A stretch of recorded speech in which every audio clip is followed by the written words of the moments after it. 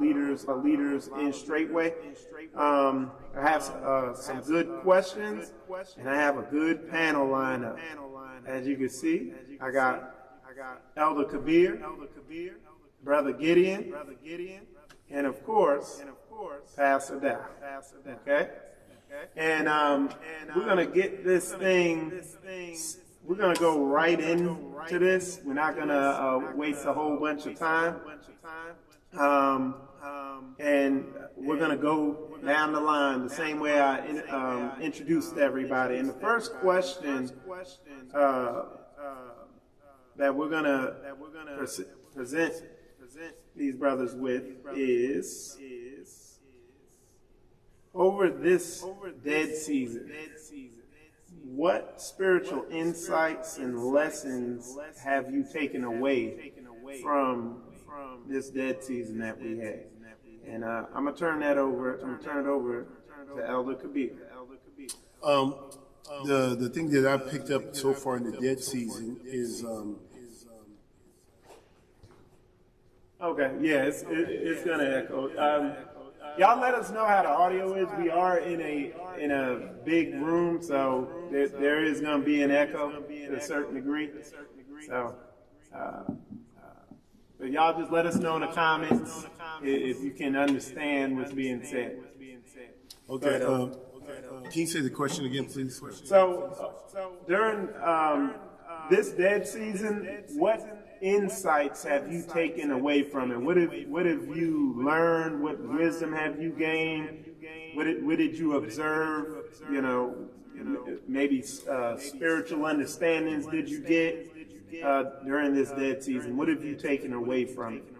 One of the things that there's many things, but the thing I'll say that I've noticed is that how much your childhood upbringing can impact your just how you operate as an adult. You have so many people arrested in development because of the stuff coming from broken homes, either dealing with rejection, incest, molestation, all types of stuff that happens to them when they're young, and as they get older, they're not able to receive the truth. They're not able to receive love, and it impacts their marriage, it impacts their relationship with their sister, impact their relationship with the Most High Yah. So it's we need to build strong families. You see the importance of what we're doing here at Straitway Truth Ministry. We believe in biblical marriage. We believe in men being in their role, women being in their role, patriarchy. I mean, these are the stuff that's going to create an environment for sons and daughters to grow up in a healthy environment. So I just see the need of what we're doing here at Straitway Truth Ministry, led by Pastor Dow. It's so important for the next generation of people to really learn how to love and to be loved and to keep the commandments of Yah. So it's really going back to that whole arrested development and just understanding the impact that an unhealthy environment can impact you for a lifetime and for generations. Good answer. Brother Gideon? Yeah, I like to also segue off of that. I've learned from this dead season to really, like the whole thing is just dead. It doesn't necessarily have to be that way for you spiritually. So what I've learned is to really focus on others instead of in myself as much. Focusing on others and going about, y'all's business and making sure that I'm studying up and making sure that, like you said, creating environments, making sure that we are helping each other. Just like when I was in any military academy and schools, I couldn't have gone through Ranger School by myself. So I required the help of the team around me. So helping build teams and studying and seeing things in others instead of them just necessarily pointing it out and saying, oh, you this, that, and the third, just really helping them, get through it. And that's really, it's been a really good introspect for me going through this dead season and going forward and just being fed, man. You can't, how do you live without water and food? You know what I mean? So getting a healing, through, the deliverance, like exactly. Making sure that we constantly are pursuing to get deliverance. And just really, truly looking at yourselves, Like I was reading in 2 Corinthians talking about, testing yourself and to see if the Spirit is really in you. And once you see that the Spirit is really in you, then, wow, moving forward. So hallelujah, that's what I got. Okay, Pastor. Well, Brother Israel, I done had, about 25 of these dead seasons, and every one of them is uniquely different, every single one of them, but they all end up in the same result. They end up the same result that some people, they're just not as serious as they are during the time when, we have the feast days and we're engaged. Everybody is constantly communicating with each other. The Most High invites us to his Moedim 3 times in the year, and everybody's looking forward to them. But then you have a 6-month period of time to where we're not meeting like that anymore. And what happens is that as soon as you no longer have that fellowship, I think a lot of people find out that if they didn't invest too much spiritually throughout the year, it's not going to be enough to take them through the dead season. Because, you watch and see so many people who have been in the ministry 5, 10 years, some 3 and 4 years, and then this one season comes up right here, and all of a sudden, here comes Satan, and he steals everything that was sown into your heart. And right, at the end of every single tabernacle, on the 8th day, I always try to encourage people, hey, with the dead season coming, let's make sure we try to make it through it. And we're just not, in this generation, as wicked as it is, we're just not as serious as we should be about our salvation. We just got finished losing a brother here, and who would ever thought that you would lose a brother like that? Nobody could call that this brother would be gone. And then not only that, but there's been quite a few families that just simply have just turned their back on Yah and decided they were going straight to the world. I just had a wife who's got 4 children, 1 on the way. Text my Ishaz and says, you know what, I want my husband to give me a bill of divorce. I'm going back to the world. Now, when you think about the amount of teachings that we've been getting this dead season, you think about the way that the Father's been ministering to us by the power of the Holy Spirit, and this word that heals, this word that delivers, this word that sets free, you'll think that we will all be hastening, even more so, to put a defibrillator spiritually on our minds and on ourselves and constantly looking at ourselves to make sure we're going on to that perfection. But when people no longer have these Israelites around and then they get complacent, apathy, and I can go on, it just on down the line, they no longer are sowing into it. And I think that's another big problem in Israel today, is that people assume that the salvation that you receive when you was first regenerated, when Father first came to you, they think that that's going to be enough to carry you on, but you got to be saved every day. You have to be saved not only every day, but you have to keep yourself in the love of Yah every single day.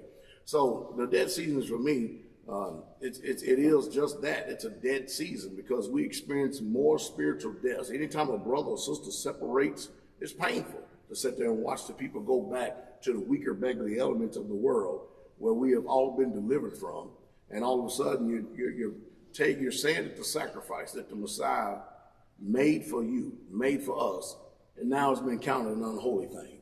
You're saying that the blood of the Messiah is not powerful enough to save, heal, and deliver you, but it's keeping everybody else. Now, what it is the promise of the Messiah is true. He never did. He said, I will never leave you, I'll never forsake you, but we haven't made that same promise to him. And that's the biggest trouble and the biggest problem we're having today. Because we know that his word is forever settled in heaven. We know whatever he says he means, and we know the reason. One of the attributes about Yah today is that he cannot lie. He's not like us, change mind. And if he says something, he said, I'm not going to alter or change anything that's going out of my lips. He doesn't change anything. And if we start off the world, you know how we start off Passover. We start off rah, rah, rah. We're ready for the year. All right? But the book says in Proverbs, I think it's 29:18, or 26:18 says, without a vision, the people perish. And along the way, you lose the vision, and the vision is not as clear anymore. Satan starts putting all these other things that starts drawing your attention away. And when he starts drawing your attention away, you start to give your strength, your spirituality, your eyes, your ears, and everything to other things other than keeping your sight on the vision, on the Messiah, on the kingdom. And so many fall away. So I can go 2 or 3 different ways, but I just chose to go this way on it because it's a serious, very serious impact to sit there and to think that we all have one soul and we have one chance at this life. That's it. There are no do-overs. And once the breath is blown out of our body, judgment is set. And I think that as a whole, Israel needs to be extremely serious.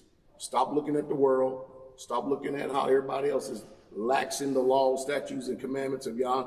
Stop watching the people that are mediocre and dealing in mediocrity, and get with the people that are on fire. Get with the people that are on fire that will keep you on fire and will keep you encouraged. And then put yourself in a position to where you can actually help deliver other people themselves. And whenever you just don't have that same drive and self-determination like our Messiah did to go to a tree, Satan's going to get you every single time. So I think the impact of the dead season for me as far as what's going on is to sit there and watch the word of Yah actually be true. That there's going to be many people that's going to put their hand to the plow and they're going to look back. And the book says if you do that, you're not even fit for the kingdom of Yah. That's good. That's good. The next question we have is, as all y'all know, y'all been watching, Pastor just finished a series breaking down to a granular level the body, the soul, and the spirit, really breaking that down to the nitty gritty. My question for all y'all is, what are some things saints can do to implement those lessons that have been being brought forth over the past, there's the past 3 Shabbats. So, Kabir, I'll turn it over to you. Well, one of the things I believe that people can do regarding that is, I thought Pastor Dow did a 3-part series on the body, soul, and spirit. And I love how Pastor was able to bring it to make it simple, to make it concrete. He had 3 of our brothers up there, and just really, as he was teaching us about the spiritual warfare, dealing in the flesh, walking in the spirit, walking according to the flesh. And he really showed how that worked. I love how he even, one thing that you can do practically, but he talked about how when things is not of Yah, comes in through the flesh, because it comes through your ear gates, your eye gates, your nose, your mouth, all of that stuff that, taste, the 5 senses, and it goes into the soul. But what's going to determine if it's going to go to the spirit is if it's of the world, it's not going to get there. It's going to be a vow. It's going to lock it off. And the only thing that you always, and I had a saying before, but I would say you have this thing is you got to feed the spirit man. How do you feed the spirit man? He needs the word of Yah. And so when you start reading the word of Yah, then all of a sudden he start hearing your voice, your ears, faith comes by hearing, your ears hear your voice instead of hearing that negative stuff that Yah puts in your mind, but he's hearing the word of Yah being read, and all of a sudden that valve start opening up, and now you can feed the spirit man. And so I was even telling the brothers here, even in our community, I said, guys, start reading the word and read out loud. Don't be reading to yourself in your own head. Read out loud so that your ears hear your voice, so you can start feeding that spirit man, and you'll start seeing changes happen. And so then when Satan start putting things in your thoughts, all of a sudden now you can rebuke it. You can cast down every thought now, because you have strength. That spirit man is strong. But a lot of people are spiritually malnutrition. They don't feed the spirit man. And so the way Pastor broke it down is, everybody knows Pastor is anointed. He's a powerful spiritual man, but he just showed the simplicity of it. He didn't try to make it complicated. It's near all. The kingdom of heaven is near. It's near all of us. It's not that hard. And Pastor was showing us in a practical, concrete way on how we can tap into becoming spiritually strong the way he does it.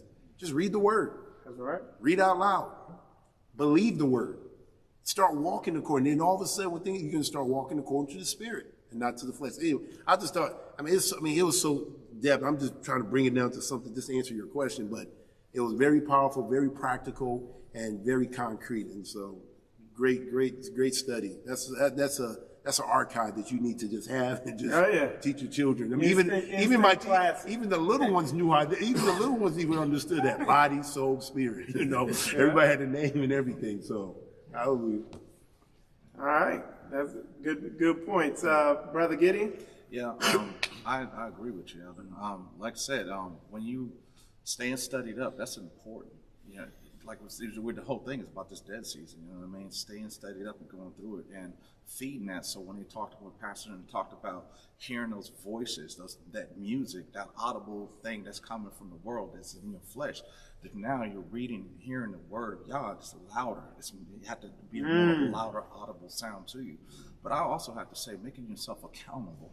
You know what I mean? Iron and sharpen iron. That's the genius about being around, you know, this culture, about people inside, you know, just me being you being stayed, you know, with you. You can look at me and say, hey, you know, this is what's wrong with you, whatever, and I'm just like, all right, you know what, you're right, brother. I need to do this and do it and apply, dying to myself daily and just letting that flesh go. Like a lot of times we should say, like, you know, sometimes when things just get stirred up in my spirit, and it's like I would say, like, you know, just for words saying, like, I must feel that hand, that old man hand coming up out of that grave. I'm like, get back there. That's that flesh, you know what I mean? And it's like literally surpassing all that, and let's say the spirit is clean. So just letting all that die, so that you can really truly glean from the spirit, man. It's so beautiful, man. Hallelujah, hallelujah. Pastor? Oh, hey, well, actually, I'm the one who did the series, so I probably know it, you know, I'm doing pretty good. But I'm going to add something that I'm going to say something that I didn't say during the series to try to help maybe further a little bit more. I think if we start with the body, you know, you start with the body, and if people start looking at the five senses of the bodies as gateways, doorways, are you following me? If you start looking, you know, an eye gate, the ear gate, Thank you. the nose gate, the taste gate, they're all gateways. And the reason being because it's receiving information. Information is coming in through the body. It's coming in through the body to get to the soulless realm, to where you have your feelings, your emotions, your psychology, you know, your psychology, and all that. And it's hoping that you put the wrong things in there so it can continue to keep dominating and controlling your life. And it has been for the most part. If you've only been so-called an Israelite, you've been filled with the Holy Spirit for 3 years, you've been living 30 years. So how much do you have backed up inside of you that actually needs to be removed? How much there needs to be wiped out of that old soulless hard drive and new information bringing in? And so if you put your eyes in the wrong area, it's going to feed the soul. Yeah. If you put your ears, as a matter of fact, the book says over here in, again, Luke 18:8, take heed. This is the Messiah right here. And he's telling us, Luke 8:18, he says, take heed, therefore, how you hear. Most people don't never take heed out of here. You're supposed to take heed how you hear. It's like if you're going on patrol and you knowing that the enemy at any given time could be popping up, getting ready to pop you or take you out. We don't do that. We just assume that we can handle everything. We assume we can hear everything. And then later on, you can know it's in our soulless realm, you can't even sleep at night because what you heard is still coming up in your conscious, your subconscious mind, I mean. It's coming up and it's ministering, and you're casting down, you're trying to get rid of it and stuff because you didn't do what the Messiah told you to do in the first place, which was take heed how you hear. Then he says this, for whosoever hath, to him shall be given, and whosoever have not, from him shall be taken even that which he seemeth to have. And he referenced that with, you go to Mark 4:24.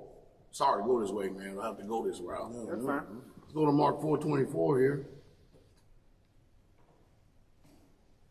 And look what he says. Same thing. And he said unto them, take heed what you hear. Now, Lucas said it this way, Marcus is saying this way, and he says, and for what measure you meet, it shall be measured to you.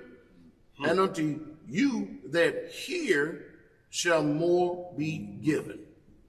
For he that have, to him shall be given, and him that have not, from him shall be taken away even that which he had. So, everything your body receives is what you have.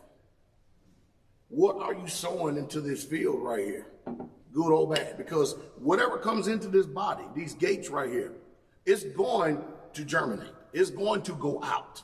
It's going to come out from your soulless realm. It's going to come from the soul, man, and your body is actually going to show everybody the communication center of what your soul has received.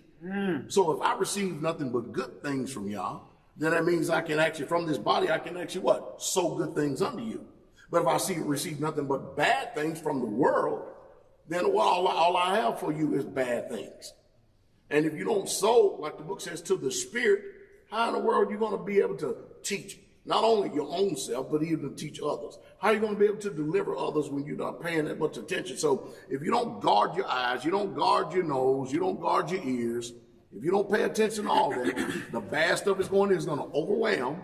And when it overwhelms, it's going to go out and it's going to pollute. It's going to destroy many souls. And you are going to be judged based on that communication. See, we just can't run around loose lips. We're Israelites now. We're responsible for every word. We know that the Messiah said, every idle word that a man speaks. We know we're going to be judged by every idle word.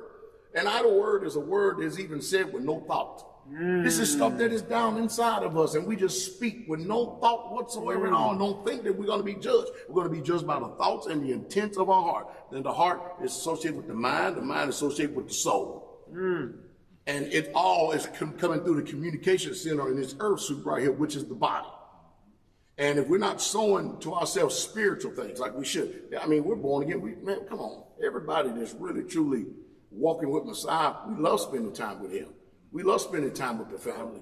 You get stronger that way. Then your spirit man gets stronger. And the more you sow to the spirit, you're of the spirit, reap life everlasting. You sow to the flesh, you're going to constantly reap corruption. And so I think that more than anything, this particular series right here should have at least helped us open our conscious to be aware of our subconscious, to be able to hear the Spirit of Yah, because now we're more attentive because we can understand how the communication of the thing works. And now we know how to mortify the deeds of the flesh, or now we also know how to sow to the Spirit. So we're without the excuse. Yeah. We literally don't have any excuse. The Messiah's literally taking away the excuse. The Spirit of God's taking away the excuse from us. And much is given, much is required. We've been given much. So we're going to see what all's been given to us. We're going to see how we're going to sow for the rest of our days of our life and how it's going to impact others. Well, is it, Pastor, is it safe to say that you're going to do a part 4? Don't know yet. I usually, when every Shabbat that comes around, I usually don't get the message until that morning, or something may stir in my spirit the day of or day before. Okay. I never ever, I'm not like, a lot of these Christian churches and people out there, you go to one Pentecostal organization and you can go to this Pentecostal organization and that one, and they all have a curriculum or they all have an outline that everybody's going to preach on. We're not like that. Whatever the way Yah's Spirit leads, because he is the one, and I keep putting emphasis on that. It's his word. He is the one that's feeding his sheep.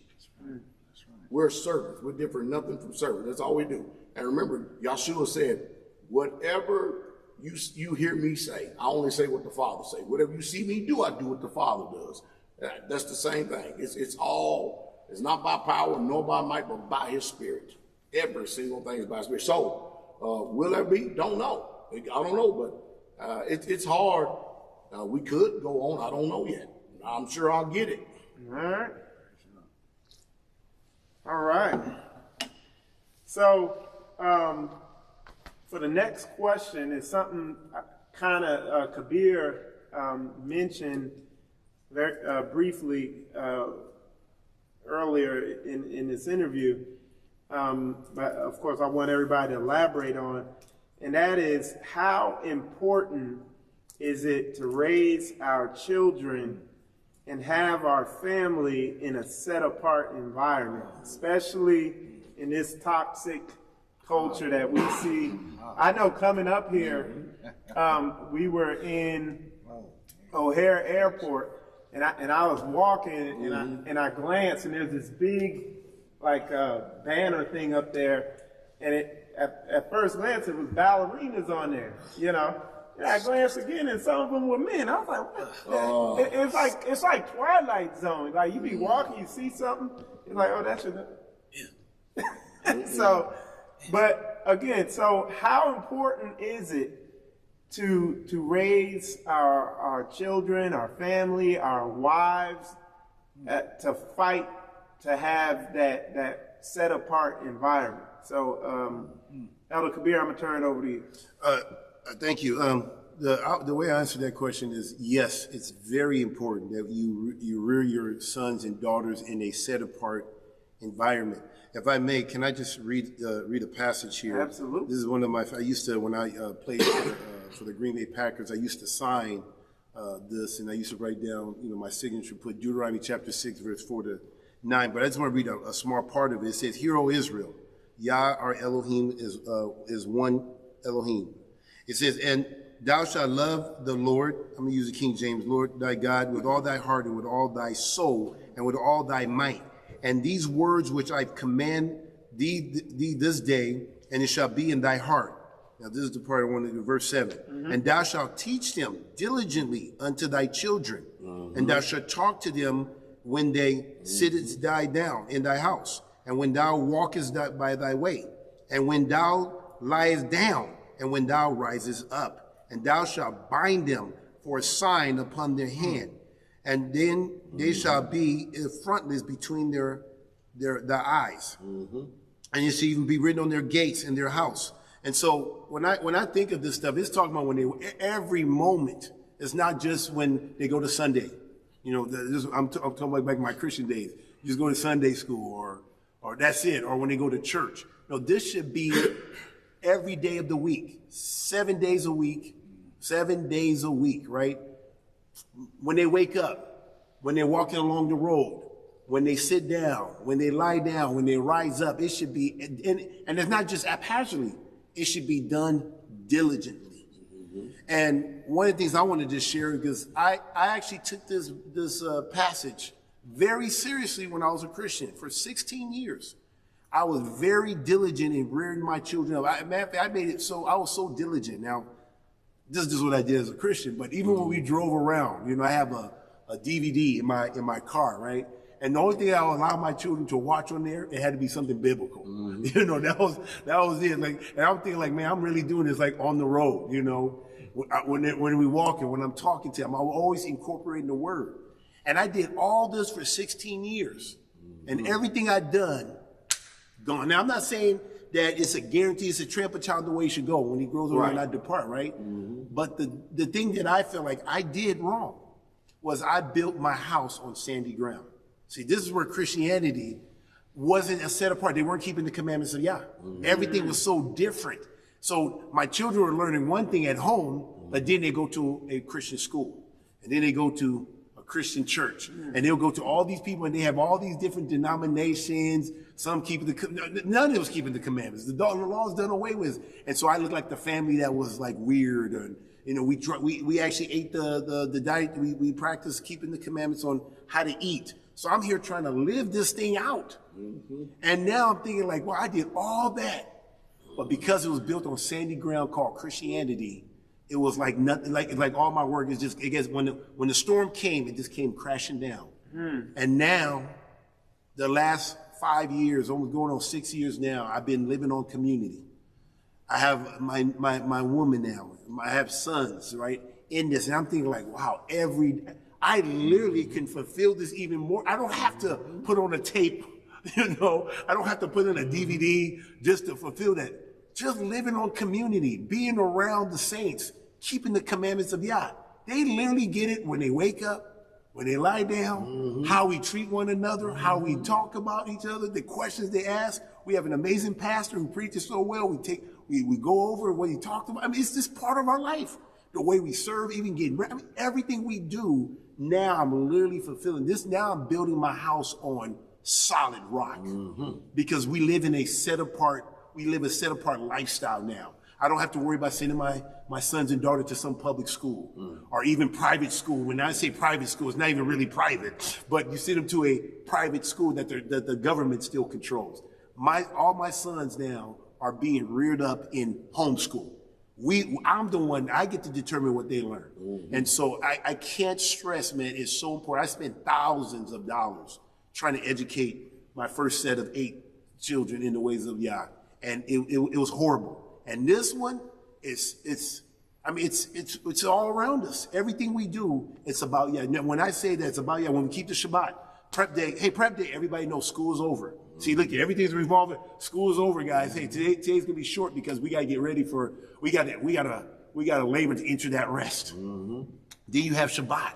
And then when they read the word, they can see that what they're reading, we're actually doing this. They can actually relate to the stories that they're reading on when the pastor's preaching. It's not like it's something foreign, like, that's what the Israelites used to do. No, we are Israel. We're literally living this stuff out. So it's part of our culture now. So anyway, I can go on. You can see I'm excited about this stuff. I love reading them children, but this is this community stuff, that pastor that you have, I know that when you started, people, discourage you, but I'm glad you kept this going because you created a framework. You've shown us what it looks like, how good it can be. I'm now a benefactor of that stuff, and the next generation I can raise up in this environment, I know is going to do well, So I think it's very important because now the word becomes real. So hallelujah. That's good. That's good. Brother Gideon? Yes. As you were saying that, it made me think of a few things. As we had this saying is, being a ranger is not going like being a ranger school. It is a lifestyle. So that's ranger, same as the saint.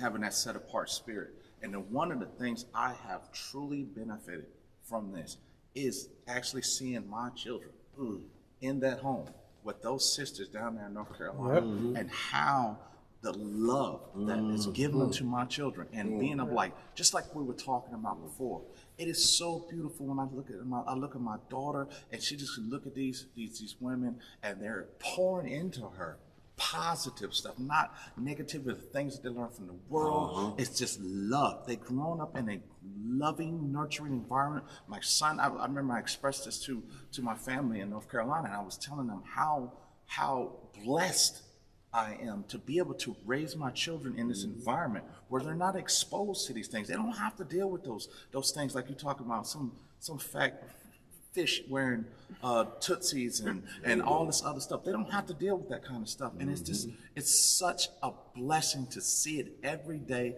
My daughter, praising Yah, looking at the saints on television, singing, and she's rejoicing. And I know that's all due to having a communal environment. And as she grows up learning and just nothing but good food, bread going in. Oh my God. Make you wish you was raised that way. Yes, it really does. You know what I mean? All the trash that, it's done away with. But just, and then I look at them and I say, wow, y'all get to, and then all the other daughters and sons that's coming into this and seeing the love, or, when, for instance, like, when our beloved brother had passed, his sons coming into this environment, his daughter coming into this environment and just being beloved.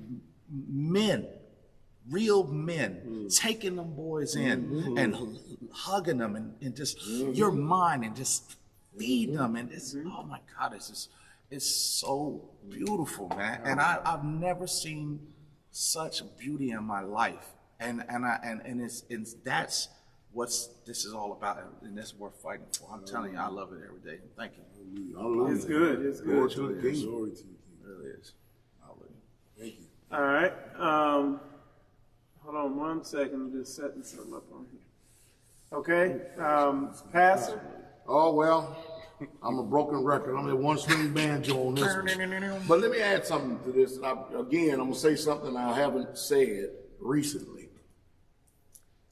This Hellenism, or this Hellenistic system, this is what people don't know is really going on.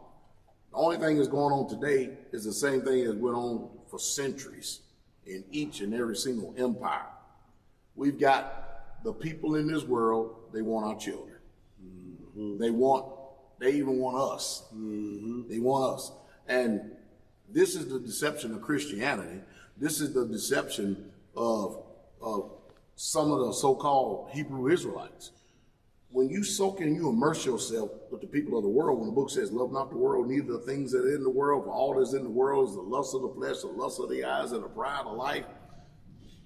They cannot even equate what thus saith Yahweh. It used to be a time when you said, thus saith the Lord, or thus saith Yahweh, people would take that to heart. It's not taken to heart anymore. And if you don't believe me, watch and see how many people quote this passage of the letter that Paul wrote to the Corinthians in his second letter in 2 Corinthians 6:17, when he said this, and this is it in a nutshell. Wherefore come out from among them, and be you what? Separate. Separate from who? Separate from the people of this world. Separate from the environment of this world. Even when the Messiah was here, there was a Roman occupation that occupied Jerusalem. They had their own area of living. And the Israelites, they lived in their own area under the rule of the Romans. Even when we was in Mizraim, we had Goshen. And they still had their city-state. And we were still able, even in captivity, to teach our children. You can read this throughout some of the writers of Josephus, Eusebius, Philo, who was first century historians and stuff, who could give you an eyewitness account of exactly the way that we were as a people. But see, now we done merged ourselves and we done soaked and immersed ourselves into this satanic Roman culture, which is the same old gods of antiquity, Hera and Juno. Y'all been hearing me talk about that a lot lately. That's the same thing that's going on today. I mean, you can't see nowhere in a book that it gives us instructions for Christmas, but you take your children and put them in the public food system, and then they're having Christmas programs. What are they going to do with your children? They're going to ostracize them and put them in another room away from all the rest of the children. You know the reason why they do that? They do that to protect their children from our children, from keeping them teaching them the commandments and the righteous way. And this world is designed to actually keep God's chosen people away from him.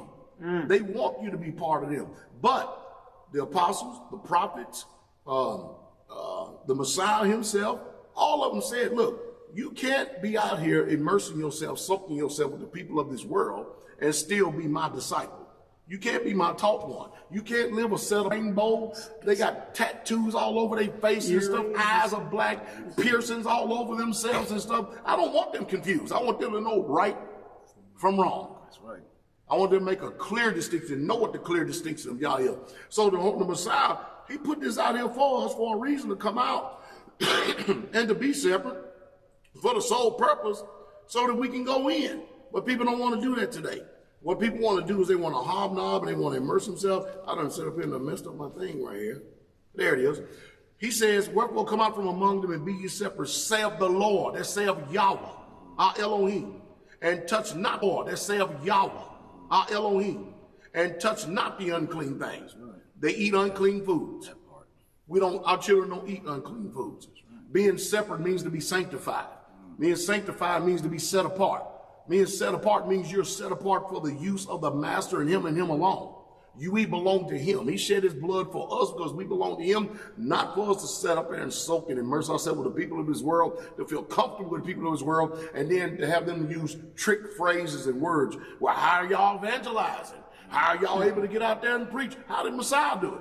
He went into every time he went into the city, he would have the disciples prepare a place for him in the city, and then he'll end up on the side of a mountain preaching to 5,000. That's what he did. He says, foxes have holes, birds have nests, but the Son of Man don't have no place to lay his head. See, so this Hellenistic season, this Hellenistic period that we're living in, is trying to make everybody feel comfortable while we're thinking we're all serving the same God, but we're not serving the same God.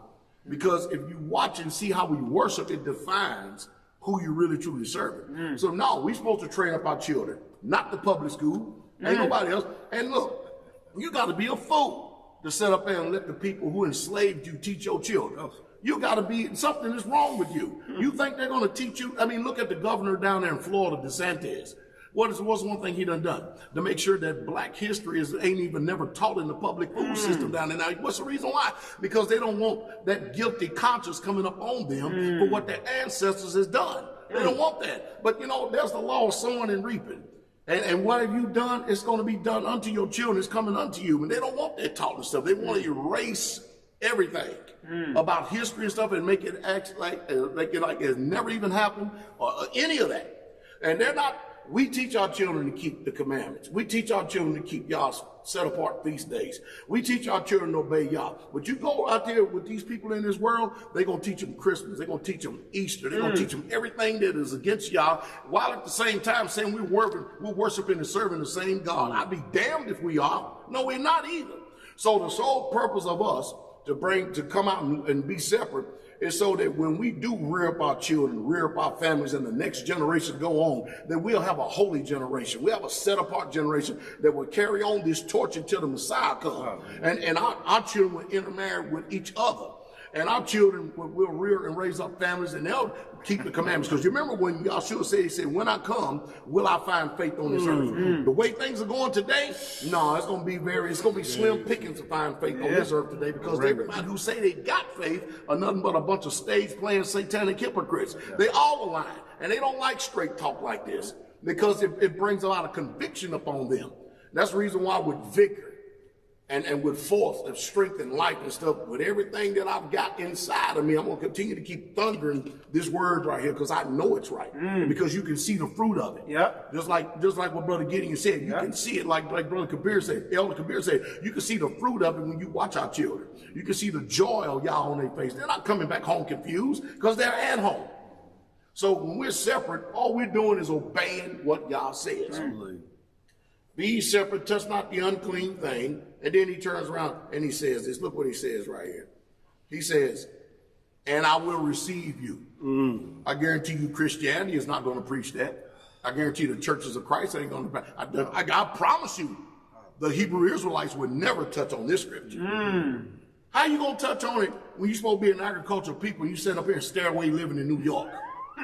Huh? How you living like people did in good times in the 70s and 80s? I mean, come on. Then he turns around and says, look what he says right here. And the father, he says, and I will be a father unto you. So basically, you got a bunch of bastards running around with no father. That's basically what you got, because this is all predicated upon the obedience of you actually obeying him when he says, wherefore come out from among them and be ye separate, saith the Lord, and touch not the unclean thing, and I will receive you, and I will be a father unto you, and you shall be my sons and daughters, saith Yahweh Elohim the Almighty. That's what he said. And so, hey, try to flip the script. Keep on trying to flip the script and make people think that we're some type of Jim Jones or something we live on. We expect that stuff. But if we Jim Jones, what the hell are y'all? Bonafide, 100% certified satanic devil worshipers? You got to be, because, I mean, all of what you call your righteousness pale in comparison.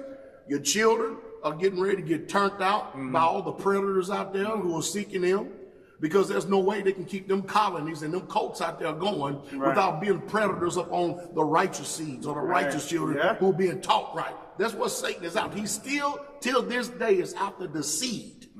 And God gave us the blueprint of the way he wanted us to live. And I think if we just continue to keep on pressing on toward the mark of the prize of the high calling, keep on doing exactly what he said, be obedient to him, the angel of Yah will continue to keep being a camp around about us, and he'll continue to keep supplying all of our needs according to his riches and glory. And he will show the whole world that here is my light right here to the goyams of this world. Here's my beacon right here for the whole world to see right here. And that's what our children are, that's what we are to this day.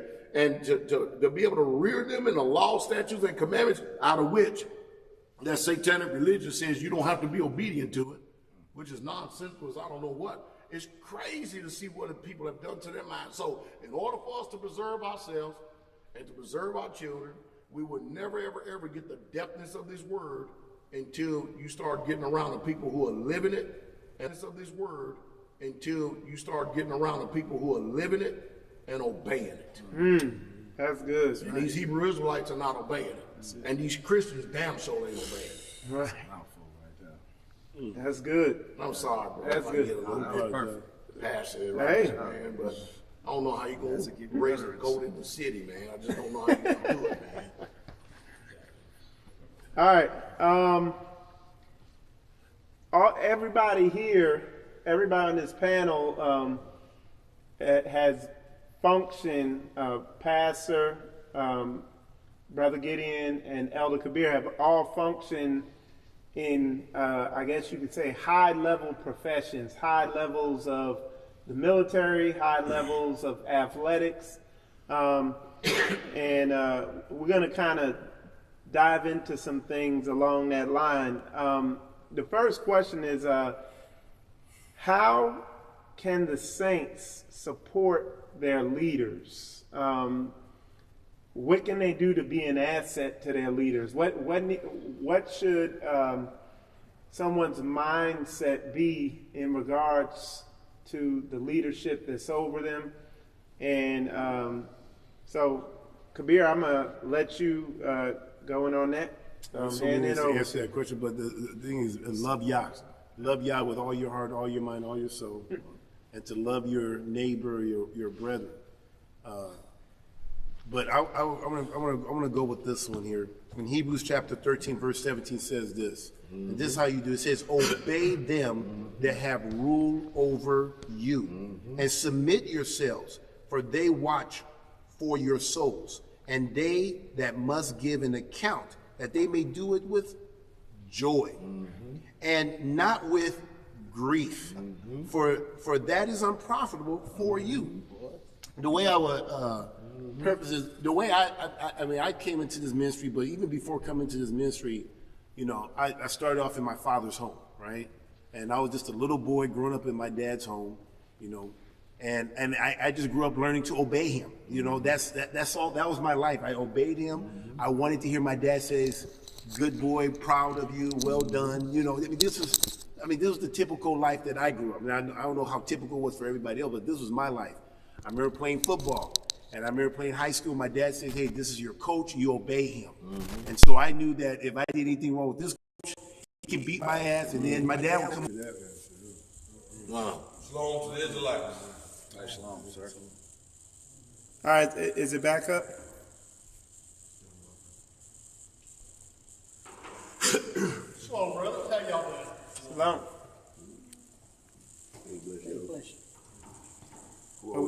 Yeah, we live right now. Hey, man, my car crashing it. It's back up?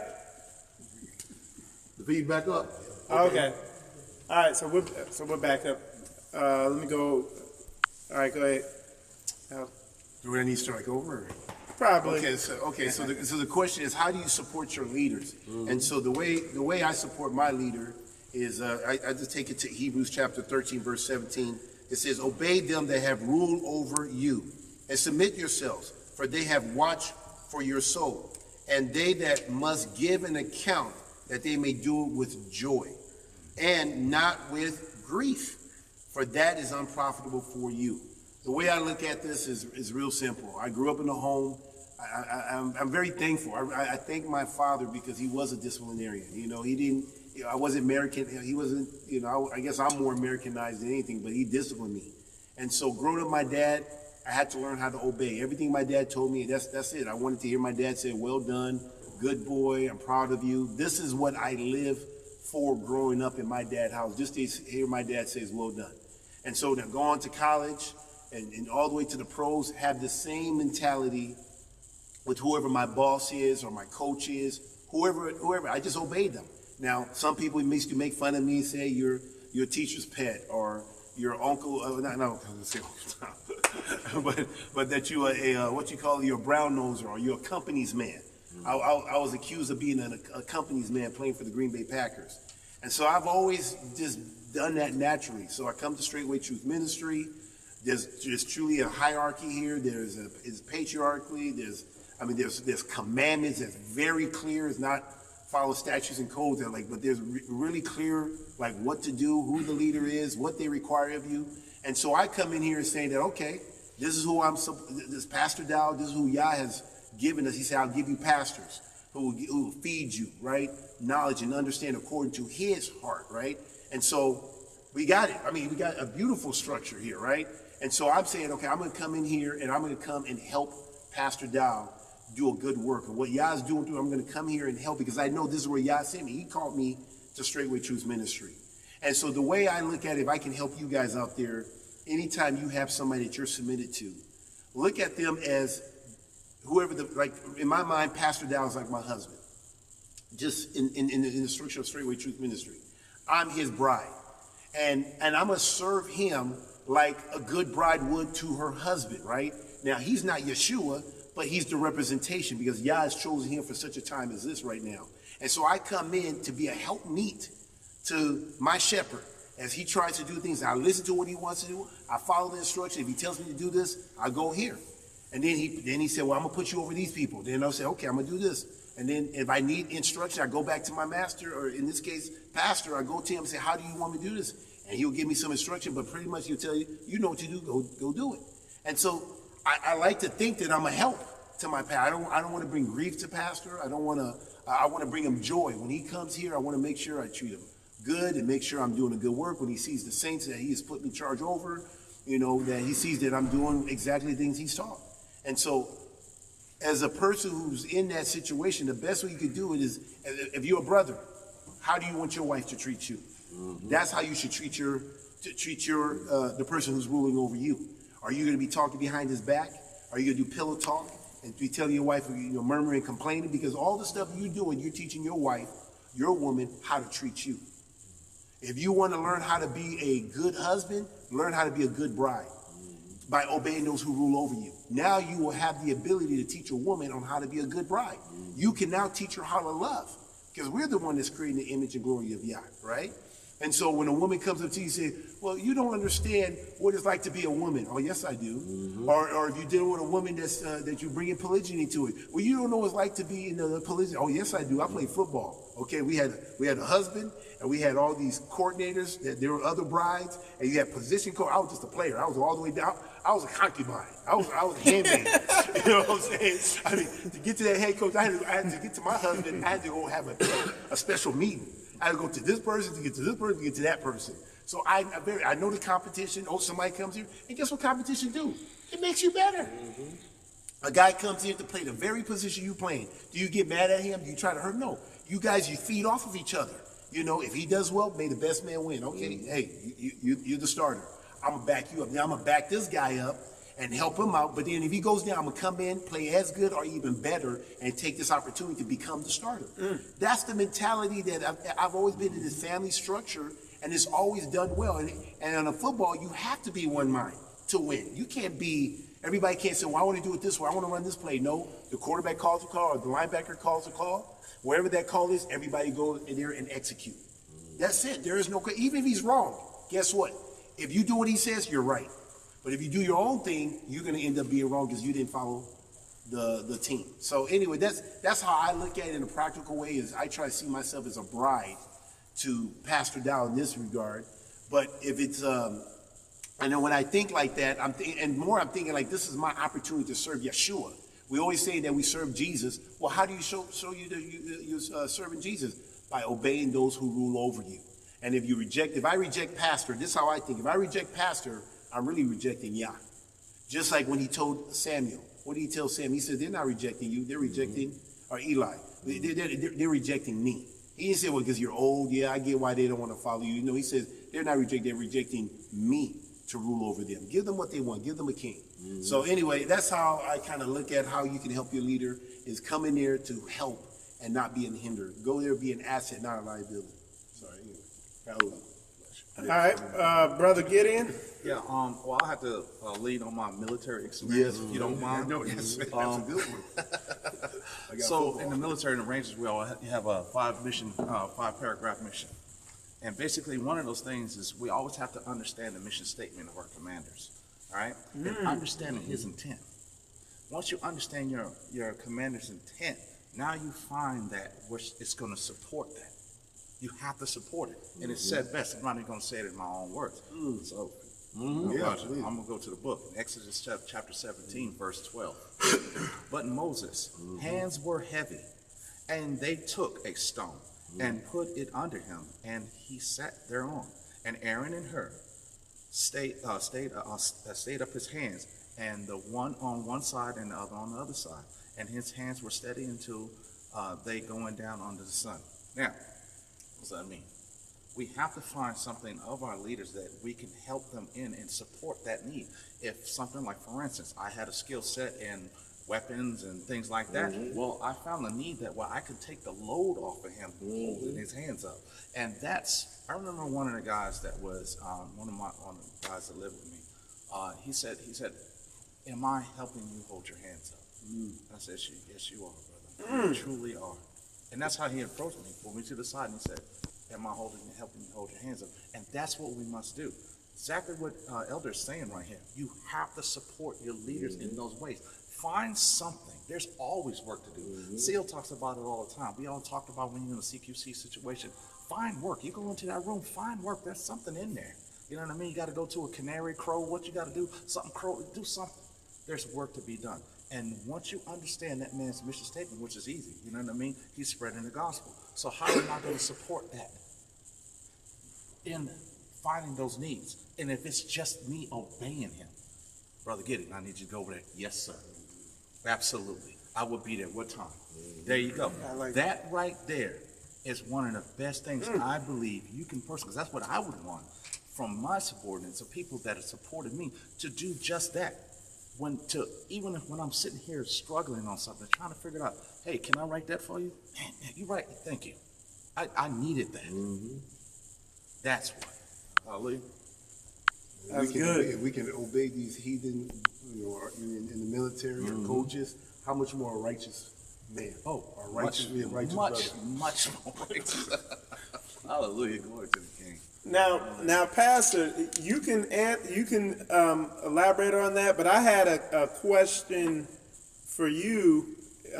Like I said, you can answer that with the one I asked them, but the question I also had for you is, what are characteristics of a good leader? Being an example. That's the best one that there is leading up from by being the example. Because once they see the example, what you've done is you've taken away all the excuses. And when you've taken away all the excuses, there's no more room for murmuring, complaining, and all other soft, mundane stuff of the flesh. I mean, I don't know how much far you want me to elaborate on it, but that's pretty much it. That's good. Now, if you want me to go back and elaborate on the first question that you asked, whether you repeat the question again, because it's been a long time since the people heard the question. Okay. So let me pull that up. And what the original question was how can the saints support their leaders? And I also put here, how do you support your leader, or how can you be an asset to your leader? Well, that's a mouthful. That's a whole bunch of questions. That's like 3-4 questions in one, right? Yeah. The book says a man's gift would make room for him and bring him before great men. You don't make yourself that great man. There's already men in front of you, because if you was a leader, then people would be coming to you and not you to them. Does that make sense? There's like Elder Kabir had quoted in Hebrews 13, 17 and verse 7. It said the first one, one of 17 is obey them that rule over you. But verse 7 says, remember them that have the rule over you, who have spoken unto you the word of Yah, and not forget their conversation. And, the greatest support there is, again, we'll go back to what I said earlier. You got the vision, you have a mission statement. You have the mission statement, you already have your marching orders, you know exactly what to do. Don't try to deviate from it. Like Elder Rufus says, there ain't no need in trying to reinvent the wheel.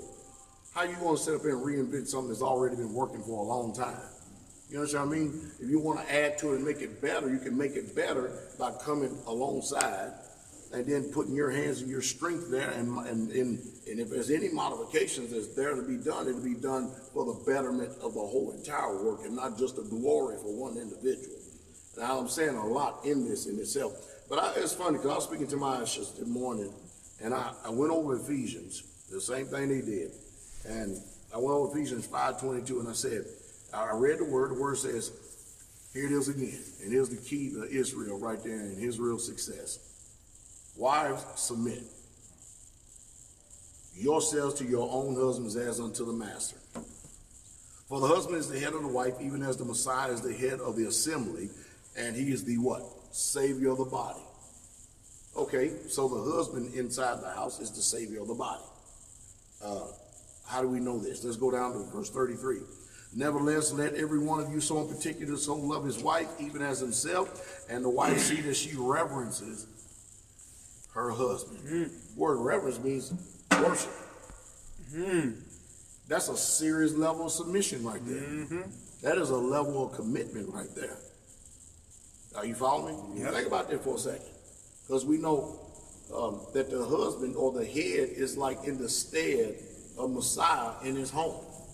There's a chain of command. There's a hierarchy there. Right. And every time somebody tries to break that chain of command, you're going to have chaos. Right. You're going to have nothing but chaos. But if people can get with the order, especially them who have proven themselves and have a track record and have shown themselves to be wise.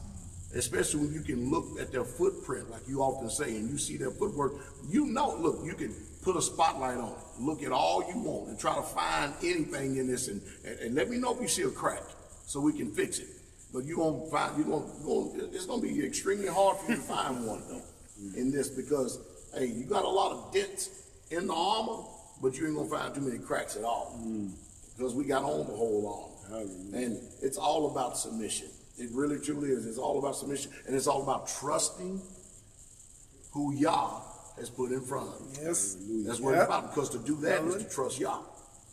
And if they have given you no reason whatsoever to doubt, even after you should have been tested, you should have tested them, you should have proven them, just like you being tested and proven. Yep. That's what the book says. You don't go blindly into anything. You test, you prove all things. And then whatever's good, hold fast to it. There's always a test to everything. Yep. And I think the reason why a lot of people get offended is because none of the people go blindly into it without the test. Because when you test your leaders in front of you, meaning that you're checking them out, you're also checking yourself out. And I think that's the biggest problem we have in Israel today, is that people want to put forth the finger with everybody else, but they don't want to really truly look at themselves. Because to look at themselves, that means if that leader's meeting the foot of the bill, and his image in that picture is looking pretty good, that means your image has got to look just like that. Because all of us are here for the reflection of the Messiah and not ourselves. We're not here to uplift ourselves and put ourselves up on the pedestal. So all glory belongs to him. And he ain't going to share it with nobody else. And so if we can get behind the vision, if you can do what the book says, obey them, remember them, if you can do that, then you'll see us even go even farther, a whole lot faster. Yep. Because what drags down everything? Disobedience. What drags everything? You get people like Korah, Dathan, and Abiram. They want to challenge Moses and stuff. Oh, so you the only one, you the only prophet, and you the all this and that. Nobody never said that, but this is where you at. You're not over in Egypt, you're over here in Israel. And the Most High Yah has called me to be the custodian of the law. And right here is the Levite, that's the mouthpiece right here. It's going to be the orator to make sure that we get these laws and statutes, commandments, and right. And this is your place over here. Oh, you take too much on yourself. See, with that kind of spirit like that, that's the cancer that's going to keep Israel from going to the places that they need to go. Yep. Because you always got somebody who thinking themselves more than what they are. They always got somebody think that. And what they do is they make shipwreck of the work. And they make shipwreck of the ministry. Hadn't been tested, hadn't been proven, hadn't been tried. Listen, I understand what the book says when people have a certain drive and a determination deep down inside them that they feel like they can do this. They feel like they can do, I know I can do this, I know I can do that. If you feel like you can jump way over here to do this, first do this. And then let's see if you can do that. Because if you can't do this, the small things, how are you going to do the great things? Right. If you can't do the least things, how are we going to trust you to do the great thing? You want us to be blindly to go off your word and trust you with something greater that's going to actually cause Israel more harm because you're vainly puffed up in the spirit of your mind? When we first need to see you crawl, then walk, then run. Then we'll see if you're able to handle this. That's good. That's like we tell people all the time, when people are ordained leaders, that this ministry is totally different than what people, all of us, come from different walks of life. Totally different than what we've all seen. I know it because it's totally different than what I've seen. We all totally different. And y'all, everybody here, they know we go 100% by the book. They live it. They know this. But every single one of these leaders didn't ask for it. They didn't even look for it. They didn't even know they was going to be in the position. They didn't even know it. It's like the last ordination we had. All of a sudden, we're calling out names. What? What? What the? And then all of a sudden, the Spirit hits you. He breaks you. And he put it because he just got finished charging you. He's got finished certifying you. Now, guess what?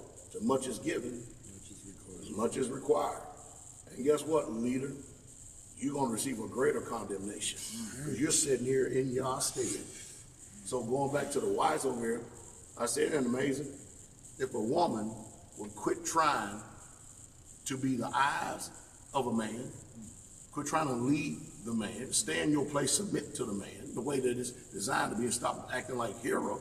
I know y'all keep hearing me talk about this Greek goddess over and over again, because that's exactly what's going on. I can tell it's coming up pretty soon. Okay. And we're going to find out what's really, truly going on with this matriarchal spirit and this feminism in the society, in the assemblies, and in the church. But if you can do that, and I also said this to him, I said, y'all ever notice that there's never no arguments that ever starts or any disagreements that starts in this house by me?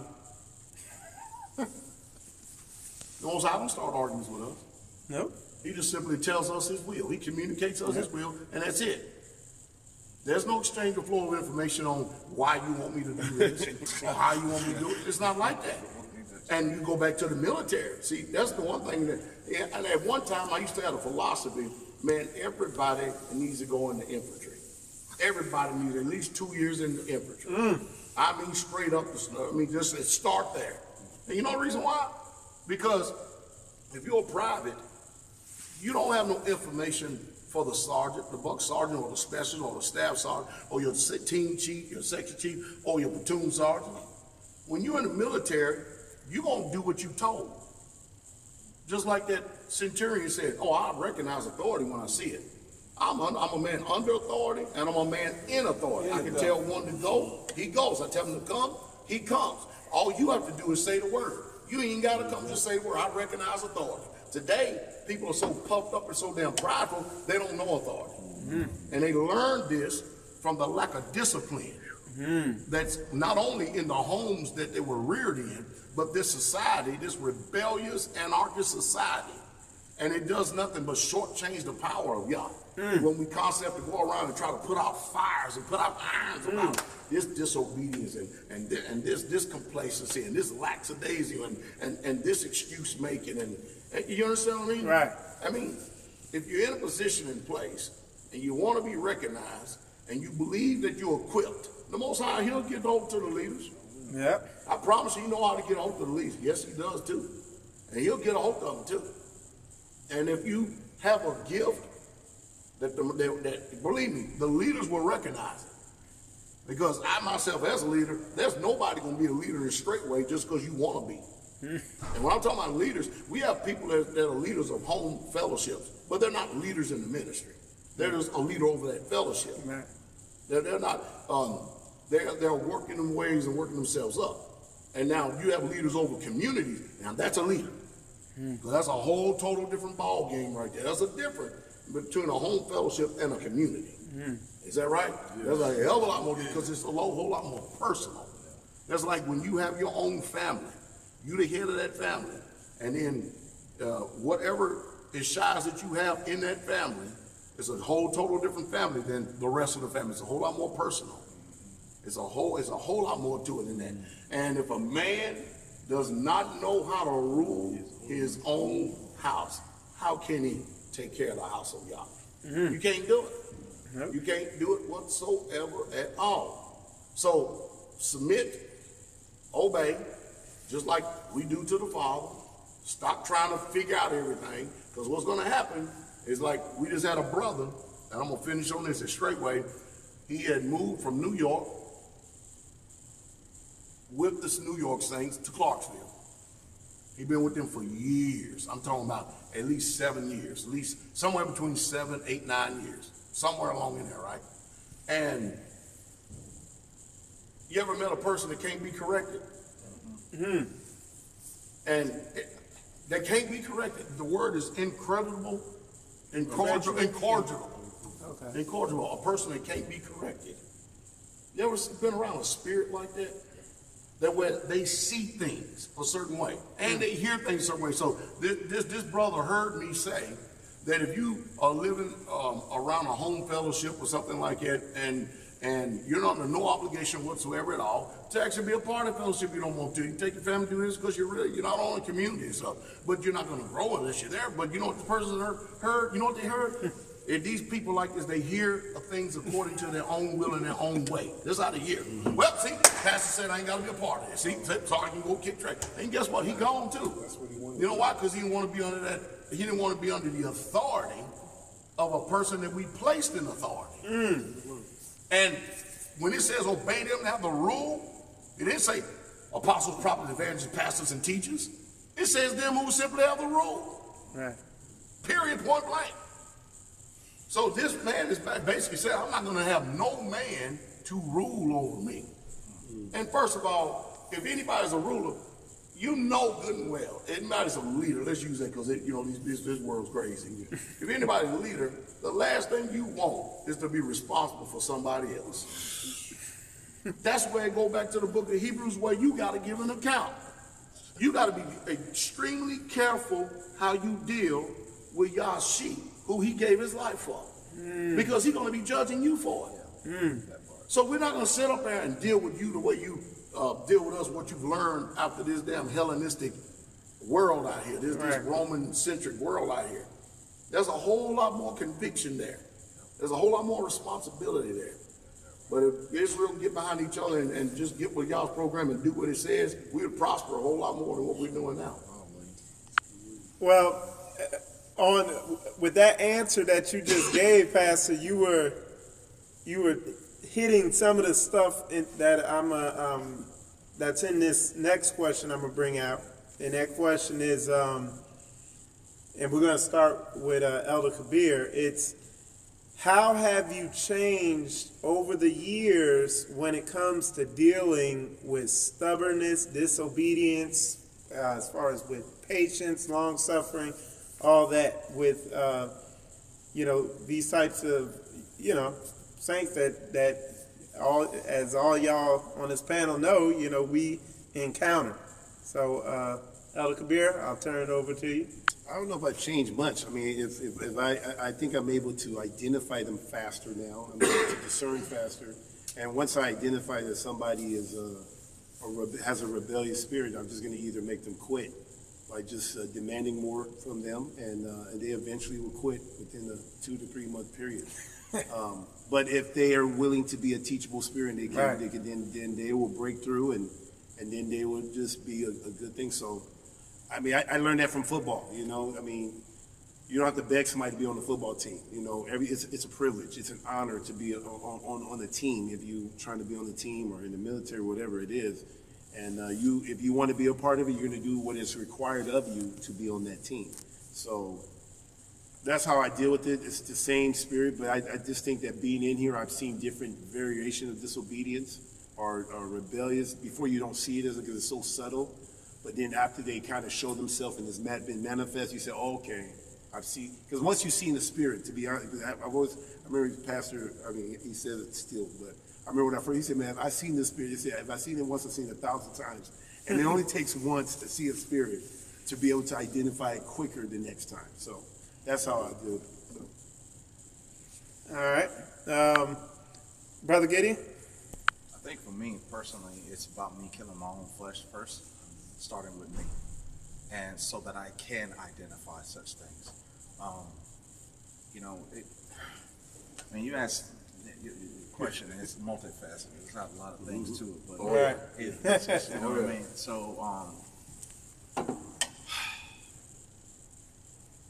and just real fast, just to elaborate more on it or whatever, what I'm kind of saying is, how you deal with it, if it's changing the past and stuff like that. Right. So, like I said, analyzing myself and the way I was, other people have, seen how I was before, and you have to really fix me before I can even go to something else and deal with it. That, and then learning patience, you know what I mean, through and then studying the word, and then you get that wisdom from when you gain from the word, and it teaches you how to deal with it with a love, you know what I mean? Right.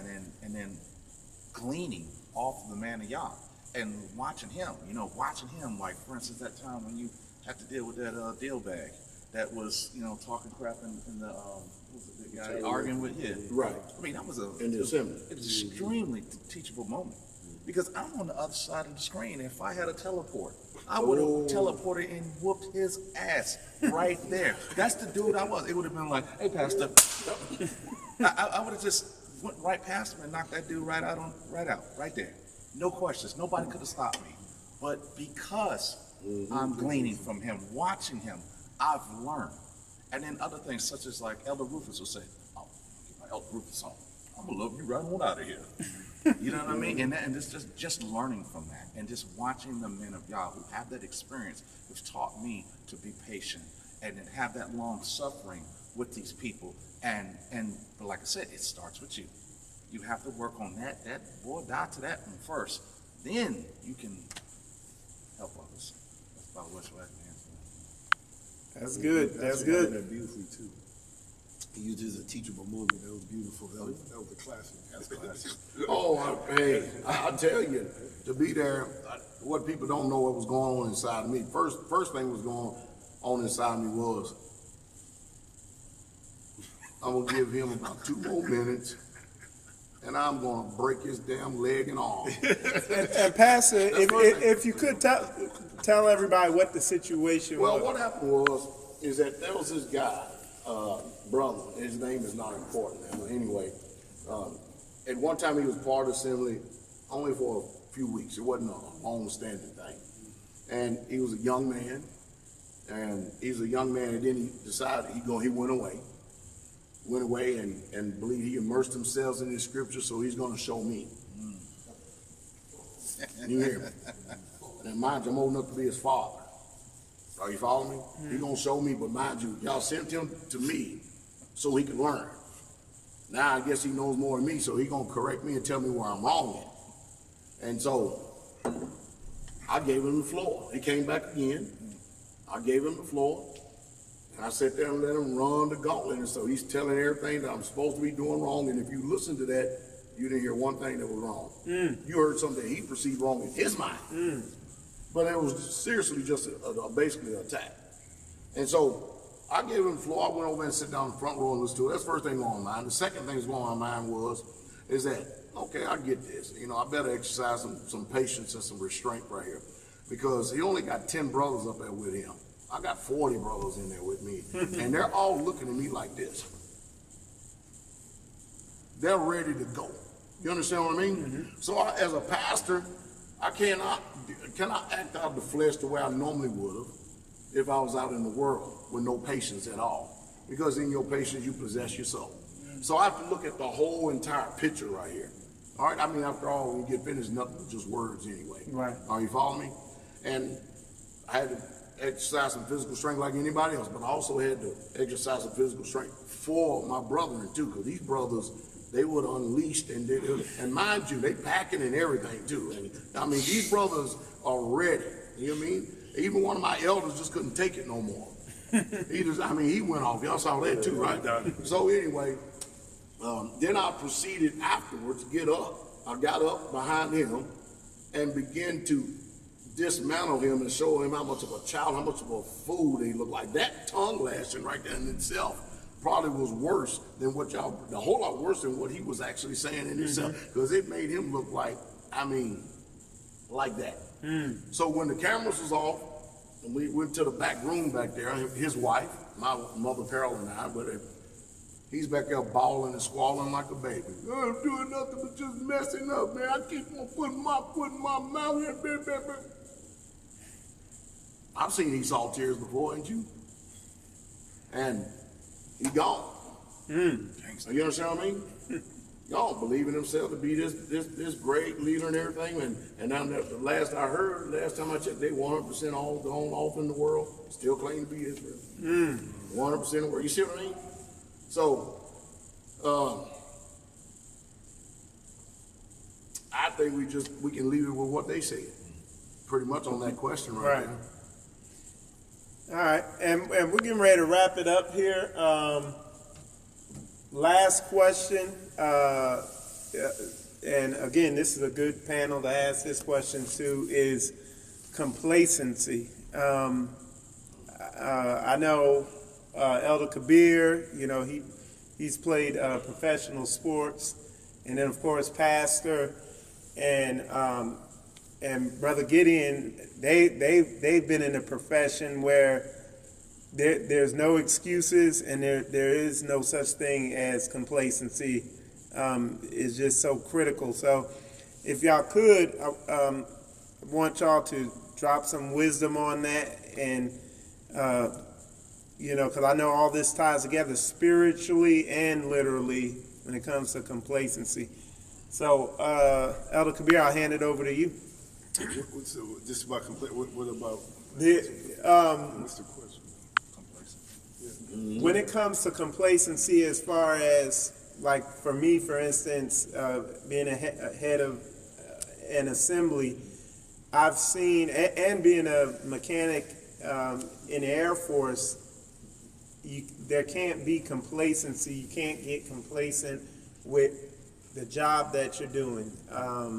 Like for me, if I left a small part off of an engine, the plane could crash, and you have 30 dead people or something like that. But that directly correlates into not getting complacent spiritually. You know what I'm saying? So just talking about that, and how does that tie in with your experience as a professional athlete and being a head of a community? Well, the way I know in football, it's so easy, especially when you played with a team for a long time. Like if you go from one level to a different level, the excitement gets you, alert, because it's a new situation. But then what happens is you start selling, because you're in the environment, you know what the coach is like, when he's high, when he's low, so it's a tendency where or you could be winning. You could be in a situation where you're winning, you have a long season where you have a winning stretch, and you get complacent because you're watching film, and instead of studying what you did wrong, you're just watching your highlights. Because there's no coach on you getting on you about what you fucked up, messed up on. And so the way you do, this is why I always tell the community, I say, guys, it's very important for us to be faithful in the little things. Because if you're not faithful in the little, you're not gonna be faithful in the big things. And so I have set my mind to overcome complacency by being comfortable in the minutia of things. The minutia, things that are boring, but it's repetition, right? I enjoy doing repetitive things. So when the big thing comes, it's not like I have to change, because it's like, okay, just keep doing your technique. If you do the same technique, no matter how big the event is, or no matter how big the play is, you're going to be able to perform under high stress because you've done it over and over again, and you know that the importance of doing the minutia or doing the little thing is going to set you up for the big play when the opportunity comes. So sometimes, as a defensive end, I'll use football since you asked me football. In football, it's kind of, you have 70, let's say you have between 60 and 70 plays a game, right? 70 is a lot of games, right? A lot of plays. But in that game, if I get 1 sack, I had a good game. If I get 2 sacks, that's a great game. If you get 3 sacks in a game, I'm just talking about in the game, in the 72 plays, right? You just had an amazing game. Like, it's just off the chain, right? And I had the ability to have 3 sacks type of games, like consistently, like 2, 3, right? And so this is what I'm saying, because you go in 72 plays, right? But out of 72 plays, do you know what I was doing? I kept on. I'm trying to set it up to get that one play. I'm just trying to set it up, right? But you may have an opportunity where the guy misfire. Maybe he doesn't block you. And if you say, well, I don't get discouraged, or I'm not getting to the quarterback, well, they're blocking me, and they're chipping me, and they're doing this stuff. I'm still going, boom, going. I'm going as if I'm treating every play as if I'm going to get a sack, knowing that I'm not going to get a sack every game. But I treat every play, especially a pass play, as an opportunity to get a sack. And so when he misfire or wherever I get it, boom, my opportunity shows, I'm able to take advantage. But I've seen people get discouraged, because that's what the team does. When they come up, I've actually talked to the other team. So what do you do with somebody like me? They say, oh yeah, when we see somebody like you, the very first series, we're gonna just focus on discouraging you. We're gonna chip you, we're gonna cut you. We're just gonna just focus on getting you all just complacent and just thinking about everything else. And so with that mentality, I said, I'm just gonna keep going. Even though I don't feel it, I know I got 3 guys on me, because there's gonna be one play where you're only gonna have that one guy. And if you're not complacent, you can overcome that and be able to make that big play. And so that's why I make a big deal with the guys in my community, guys. Be faithful. You always hear me all the time, be faithful in the little things. That means a lot to me when I say that. Be faithful in the little, even when it comes to budgeting. I'm a financial advisor, right? People don't like to reconcile their books, right? I mean, I've been doing this for the last 23 years. I still reconcile my books all the way to the penny. I can tell you what I have in any bank account to a penny. Now, some people say, oh, who cares? Just do auto reconcile. Just do an auto. Who has time for this? But to this day, I still do that. But guess what? That's why I'm able to manage a lot of money. Because I know how to handle a penny. I know how to handle $1. And so when the millions come, that's nothing. It's like I'm just doing what I do with the dollar and the penny. But it's easy to get complacent in that, because you don't see the reason of focusing on the penny. So that's just an example. But anybody that knows me with money, they'll tell you, yep, he wants to know to a penny where that money went. And so, but that's a good example of where people can get complacent. And so that's how I am with my life. That's how I overcome. Doesn't mean complacent don't come over me, but that's how I overcome. I say, just keep running, just grit, just push through it. And it's gonna show it's gonna be successful eventually. So. That's I don't good. know if that makes sense of answering your question. Yeah. That's good. Brother Gideon? Yes, complacency, obviously, I always say complacency kills, complacency kills. It's a very important thing, especially with my job, you know. Me being inserted 250 miles behind the enemy lines with 6 guys. It's not time to be complacent sitting in the hole. You know, you sleeping on duty, you know what I mean? So one of the biggest factors is taking responsibility for yourself and that person's next to you. For instance, I'll give you an example. If we're in a situation, he's on my team, I take personal responsibility for your life. Meaning, like, I'm responsible for your life. That means I have a duty and obligation to you to do everything I can to ensure that you make it home safely. That's a responsibility in itself. And once I accept that as a part of my duty to take care of you, that is one, giving me a mission to not be complacent, and also making sure that I accept the responsibility for myself and show that my weapon system is 0. I am trained on that weapon to make sure I am trained. I have to make these radio shots. You know what I mean? I have to know that radio. I have to know the codes. I have to be able to know the distance when I'm using my sniper rifle to hit that guy. So I have to bracket. I have to know these things. Those are the responsibilities on myself. So once you start going about those responsibilities and accepting the responsibility that you have given to you, because it's a great responsibility, you know what I mean? Not being lackadaisical with it. And then you will start to slowly not being complacent. Because one of the things I've noticed when I was in combat is that people have a tendency to just slack off in a sense, well, they figure, I'm good. Oh, it's good enough. Oh, we're straight. Oh, you know you're not. I've seen too many people incinerate by IEDs and destroyed. Too many lives, too many people never coming home because of that very thing. Where you sit there and you get, you know, I seen a brother he wrote a blog talk.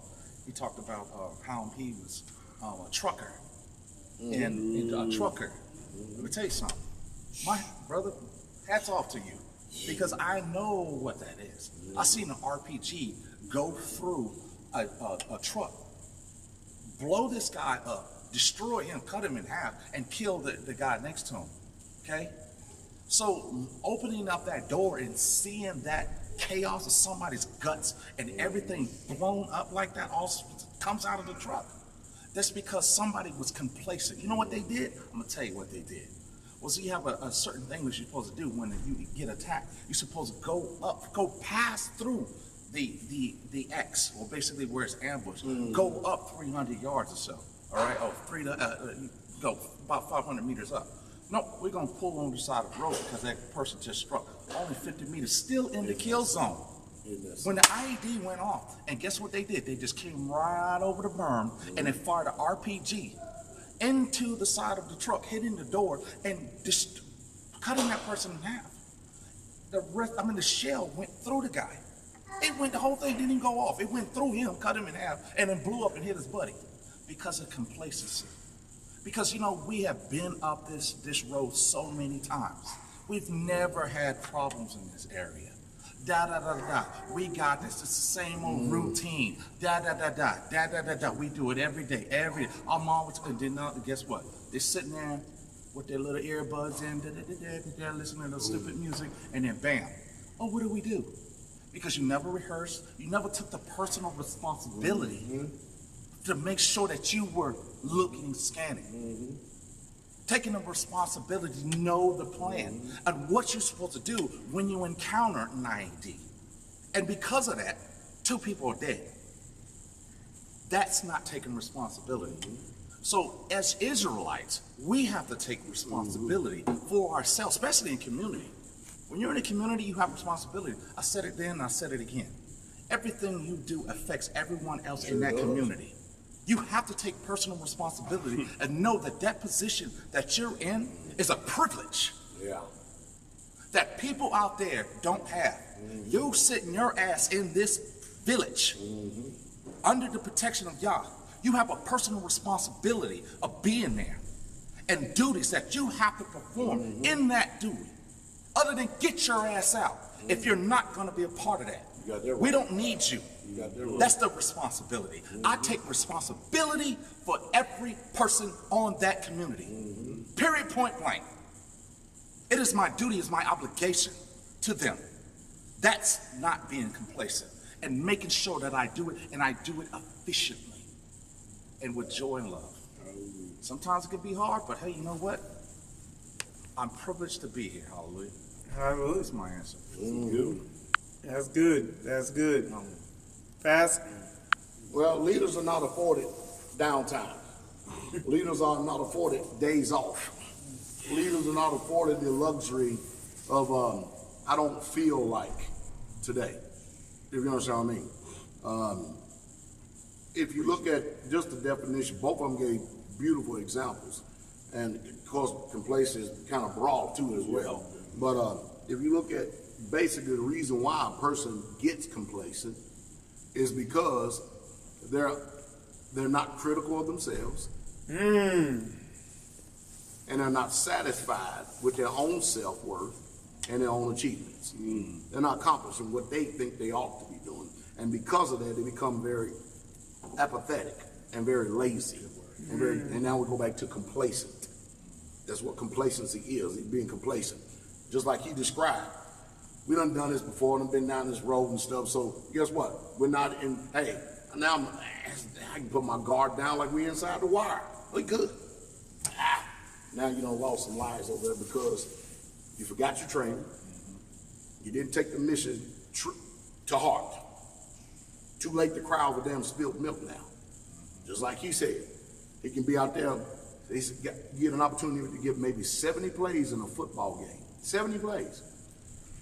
He said that the guys out there probably would spend about the first 20, 30, 40 plays just to discourage him. Get him to murmur.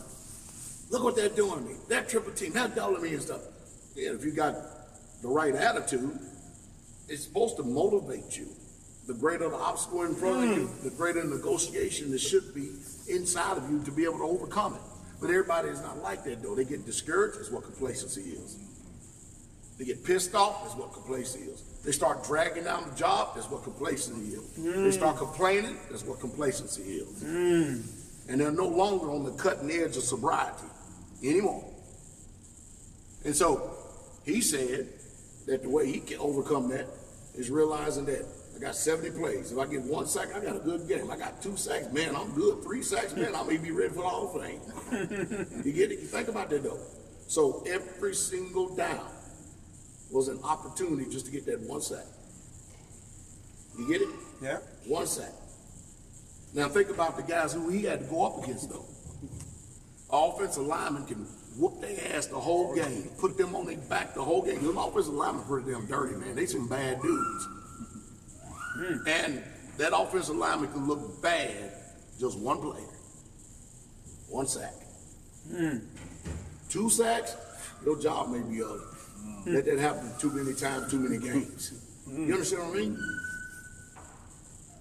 He is out there responsible for all these men. Suppose he wanted to do what y'all doing as a leader.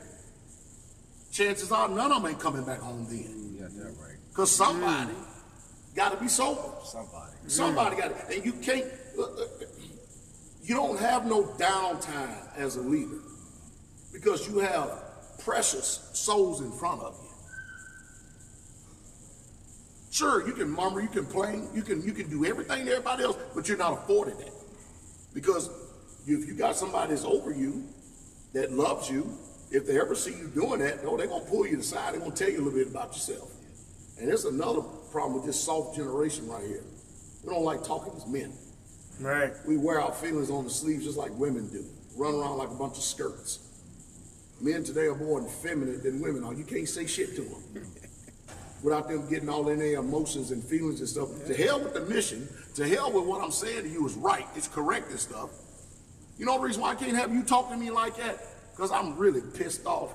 And I'm really pissed off at my lack of achievement. I'm like accomplishing to myself. So therefore, I'm just going to drag his damn job down. I ain't going to do nothing. You know what I mean? I am not going to do too much of nothing and stuff. Now, if you could just recognize me for this one little time that I've done something, everything will be fine. You sound like a bitch. No, for real. This is real life situations right here. Yeah. This is actually real life here. To be responsible for somebody's life, and then you lose them, and they on your team, and then when you get back home, you got to go and face their family. You face their family, but suppose you were complacent. You gonna have the balls and tell them that your husband is dead because I decided to smoke a cigarette and give up opposition, or I decided to go to sleep on guard duty. Or I took a shortcut. Then the mission, I had a better way to do it besides what the mission statement said we need to do. I got better ideas. You understand what I mean? Yeah. And just by people hearing this broadcast right here, they should learn a lot. First of all, you should learn what you don't know, that you thought that you knew, that you don't know. I mean, after all, I didn't get in this life with all this gray hair on my head and on in my beard just because I don't know anything. Like Ranger said, complacency is a killer, both naturally and spiritually. It really, truly is. And it's actually one of the things, matter of fact, before I left the land this morning, I left the land this morning at 2:30, 2:36 to be exact. I was supposed to leave at 2:30, but I left at 2:36.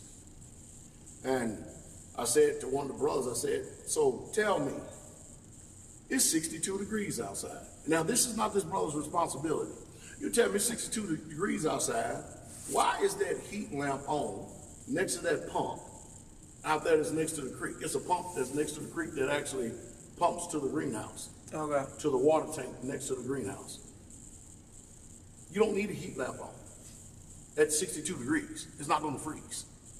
The whole purpose of the heat lamp is to be able to keep the engine from freezing up, so that when you do cut the water on, you can be able to get water to the tank if necessary. So what do we got there?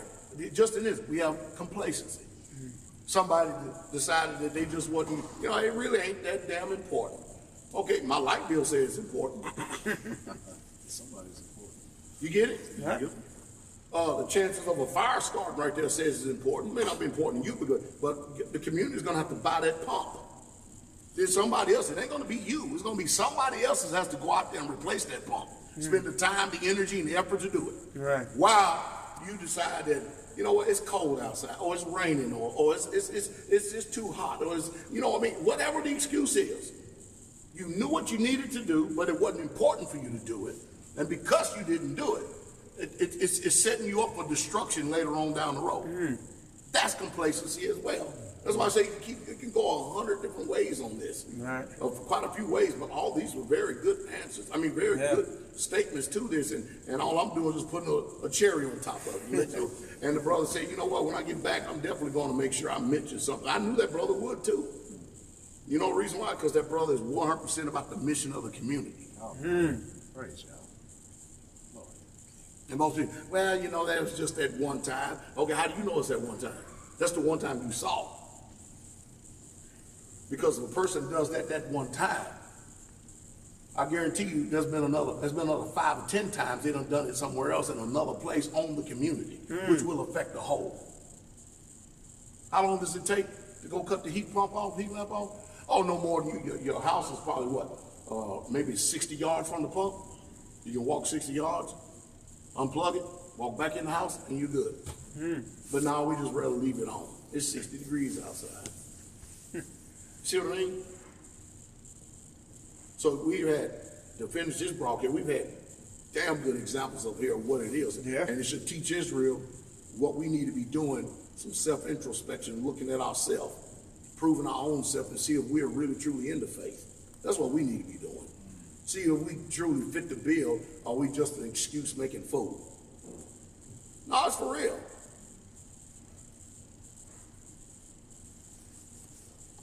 Hope says something to stimulate thought. Hallelujah. Praise God. Hallelujah. Well, I appreciate all y'all coming on here. Glancing over here at the comments and looking at the numbers, I think everybody else appreciates it also. For those of you tuning in, we're going to be doing more interviews throughout the leadership conference that we have up here. Appreciate all y'all tuning in. And I'm Michael Israel. You're watching Spiritual Combat, and shalom, shalom.